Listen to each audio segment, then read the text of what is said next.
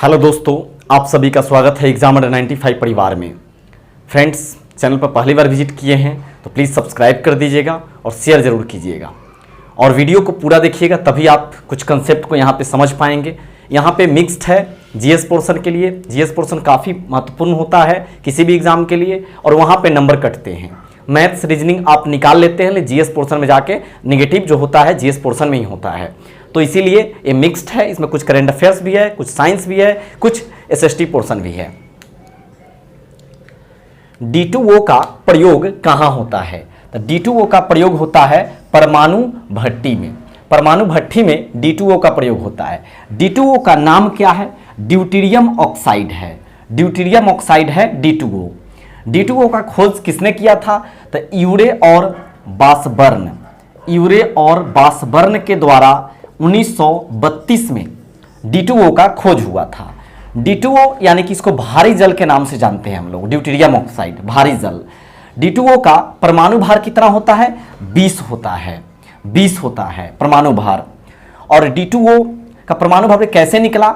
तो जानते हैं हाइड्रोजन के 3 आइसोटोप्स होता है, प्रोटियम, ड्यूटेरियम और ट्राइटियम।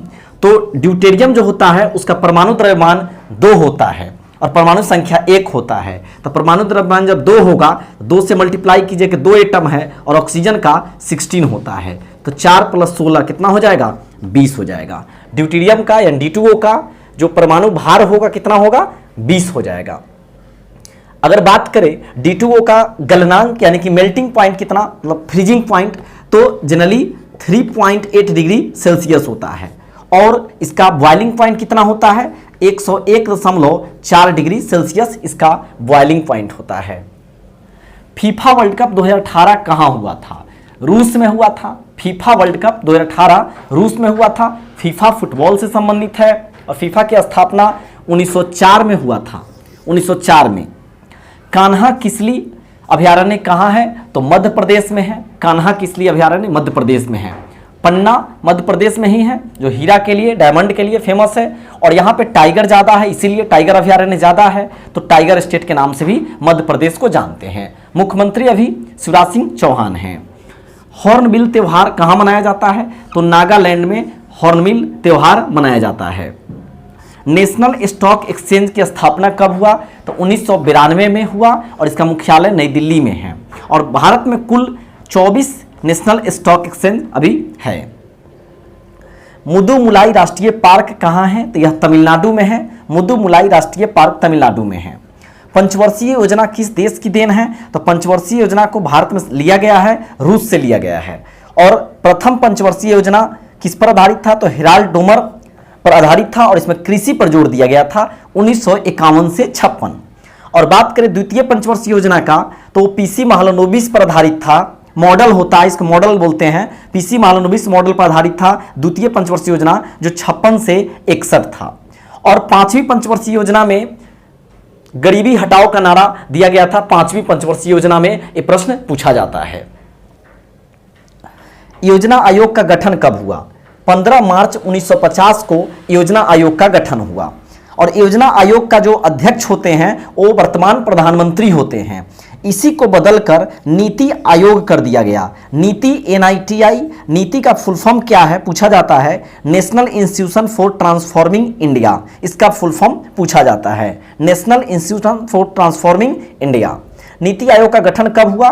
1 जनवरी 2015 को। तो ये वाला डेट बहुत इंपॉर्टेंट है, दोनों डेट। सत्यमेव जयते कहाँ से लिया गया है? सत्यमेव जयते मुंडको उपनिषद से लिया गया है और अर्थ होता है सत्य की ही जीत होती है। 4 प्रमुख बौद्ध संगीति हुआ था। चारों को याद रखने के लिए एक छोटा सा ट्रिक है, यह स्थान इससे आपको याद हो जाएगा। रावय पाकू, रा से राजगीर, वै से वैशाली, पा से पाटलिपुत्र, कु से कुंडलवन। कुंडलवन कहाँ है? तो कश्मीर में है। और कब हुआ था? तो पहला है 483 BC में, 383, 255 और 1 AD। AD ईस्वी हो गया और BC ईस्वी पूर्व हो गया। तो 483, 383, 255 और 1 AD, इसको याद रखेंगे। शासनकाल किसका था उसको याद रखने का तरीका है अका अक। अ से अजात शत्रु, का से कालाशोक, अ से अशोक और क से क्या हो जाएगा? कनिष्क हो जाएगा। और कनिष्क, यहाँ पे कनिष्क ये क्लियर हो गया होगा। अजात शत्रु, कालाशोक, अशोक और कनिष्क। और एक तरीका आपको और यहां पे याद रखना है, वो तरीका अचानक। अचानक पूरे कंप्लीट वीडियो को आप देखते हैं तो काफी कुछ यहां से सीखकर आप जाएंगे। कनिष्क के शासनकाल में कौन कौन रहते थे, तो यहां पे अचानक को ट्रिक याद रखना है। किसके लिए? कनिष्क के शासनकाल में कौन कौन रहते थे, इंपॉर्टेंट है। अश्वघोष, चरक, नागार्जुन, कनिष्क, यानी कनिष्क के शासनकाल में अश्वघोष, चरक और नागार्जुन रहते थे। प्रथम परमाणु परीक्षण कब हुआ था? प्रथम परमाणु परीक्षण भारत में 18 मई 1974 को हुआ था। 18 मई 1974 को। कोड क्या था? स्माइलिंग बुद्धा था। प्रथम परमाणु परीक्षण कहां हुआ था? पोखरण, राजस्थान में हुआ था। और सबसे इंपॉर्टेंट प्रश्न यहां पे एक बनता है कि भारत जब परमाणु परीक्षण किया था तो ये कौन से क्रम का देश बना था? तो भारत 6ठा देश बना था, 6th, क्योंकि इससे पहले 5 देश कर चुका था परमाणु परीक्षण। द्वितीय पंचवर्षीय द्वितीय परमाणु परीक्षण कब हुआ? तो 11 मई 1998 को हुआ था। और 11 मई को ही राष्ट्रीय प्रौद्योगिकी दिवस के रूप में हम लोग मनाते हैं। राष्ट्रीय प्रौद्योगिकी दिवस कब मनाते हैं? 11 मई को मनाते हैं। कोड क्या था द्वितीय परमाणु परीक्षण का? तो शक्ति इसका कोड था, शक्ति। पैंगोंग झील कहां है? तो लद्दाख में है। और उमियम झील कहां है? तो मेघालय में है। और सुखना झील कहां है? चंडीगढ़ में है। बहुत ही फेमस है ये झील, अभी चर्चित भी है, तो एग्जाम में पूछा जा सकता है पैंगोंग झील। पैंगोंग झील लद्दाख में, उमियम झील मेघालय में और सुखना झील चंडीगढ़ में। झीलों की नगरी के नाम से किसको जानते हैं? उदयपुर को जानते हैं, झीलों की नगरी उदयपुर को। और एक प्रश्न और बनता है कि झीलों का अध्ययन क्या कहलाता है? तो लिम्नोलॉजी कहलाता है। लिम्नोलॉजी झीलों का अध्ययन कहलाता है। लेकिन एक और प्रश्न यहां पे, फिनोलॉजी यानी भाषा का अध्ययन क्या कहलाता है? फिनोलॉजी। और झीलों का अध्ययन लिम्नोलॉजी। और एक और चीज जान लीजिए, पर्वतों का अध्ययन आपसे पूछा जा सकता है तो ओरोलॉजी। ओरोलॉजी आप कॉपी में जरूर नोट करेंगे, सभी प्रश्न को नोट कर लेंगे वीडियो को देखकर। वीवो के ब्रांड एम्बेसडर कौन बने हैं? तो वीवो के ब्रांड एम्बेसडर कौन है? तो विराट कोहली है, और अभी रॉयल चैलेंजर्स बेंगलुरु के कप्तान भी है और भारतीय टीम के कप्तान हैं। अतुल्य भारत के ब्रांड एम्बेसडर कौन बने हैं? अतुल्य भारत के ब्रांड एम्बेसडर मोदी जी हैं। मोदी जी भारतीय प्रधानमंत्री अतुल्य भारत के अभी ब्रांड एम्बेसडर हैं। राज्य में कार्यपालिका से न्यायपालिका का पृथक्करण यह कौन से अनुच्छेद में है? तो अनुच्छेद 50 में है। 50 रुपया क्या कमाने लगे कि मतलब कहता है कि मतलब अलग बंटवारा की बात करने लगे, कार्यपालिका न्यायपालिका दोनों को अलग करने की बात हो रही है। 50 रुपए में। आधुनिक कंप्यूटर्स के जनक कौन है? आप जानते होंगे कंप्यूटर का जनक चार्ल्स बेबेज को कहा जाता है। कंप्यूटर का जनक किसे कहा जाता है? तो चार्ल्स बेबेज को कहा जाता है। अब प्रथम कंप्यूटर प्रोग्रामर कौन थी? तो एडा लवलेस। प्रथम कंप्यूटर प्रोग्रामर थी एडा लवलेस थी। अगर आपसे पूछा गया कीबोर्ड यानी कुंजी पटल जो बोलते हैं, जो कीबोर्ड हम लोग कंप्यूटर में यूज करते हैं, कीबोर्ड के इन्वेंटर कौन थे? क्रिस्टोफर लैथम सोल्स थे। क्रिस्टोफर लैथम सोल्स कीबोर्ड के इन्वेंटर थे, उसके खोजकर्ता थे।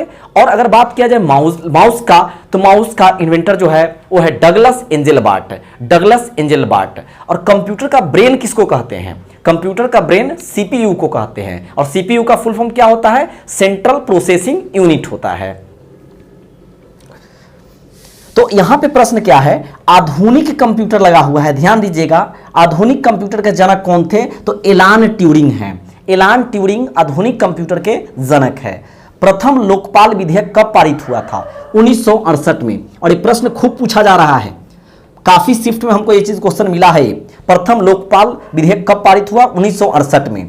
ऑटोमोबाइल सिटी के नाम से किस शहर को जाना जाता है? तो ऑटोमोबाइल सिटी के नाम से चेन्नई को जाना जाता है, चेन्नई को। और एक प्रश्न ये भी है करंट अफेयर्स का, काफी पूछा जा रहा है।